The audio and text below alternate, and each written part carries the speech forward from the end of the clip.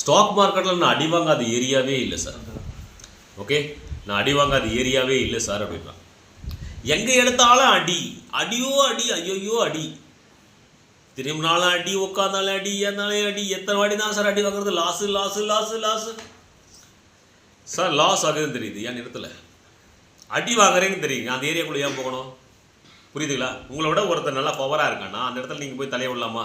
Stock market loss ஆகுதுனால அது stock மார்க்கெட்டில் loss ஆகக்கூடிய விஷயங்கள் உங்கள் மைண்டில் ஸ்ட்ராட்டஜியும், உங்களுடைய சைக்காலஜியும், உங்களுடைய மணி மேனேஜ்மெண்ட்டும், உங்களுடைய ரிஸ்க் மேனேஜ்மெண்ட்டும், உங்களுடைய டோட்டலாக 5 விதமான விஷயங்களும் உங்கள்கிட்ட எப்படி இல்லைன்னா, ஸ்ட்ராங்காக இல்லைன்னா எங்கே போனால் அடி விழும்.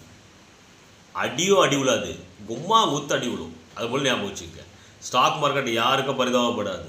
நீங்கள் தான் ஏழை, நீங்கள் தான் பைசா இருக்கிறவங்க, இல்லாதவங்க, உங்கள் பின்னாடி பிரச்சனை இருக்குது, எந்த விஷயத்தையும் அதுக்கு தெரியாது. No emotions. நீங்கள் கரெக்டான பாதைக்காக, கரெக்டான விஷயத்துக்காக ஸ்ட்ராட்டஜி எடுத்திங்கன்னா மட்டும்தான் ஜெயிக்க முடியும். அடி வாங்குறவங்க உஷாராக இருந்துக்குங்க. அடி வாங்கக்கூடாதுன்னா அந்த ஏரியாவை மாற்றுங்க, உங்கள் ஸ்ட்ராட்டஜியை மாற்றுங்க, உங்கள் மைண்ட் செட்டை மாற்றுங்க. Thank you so much.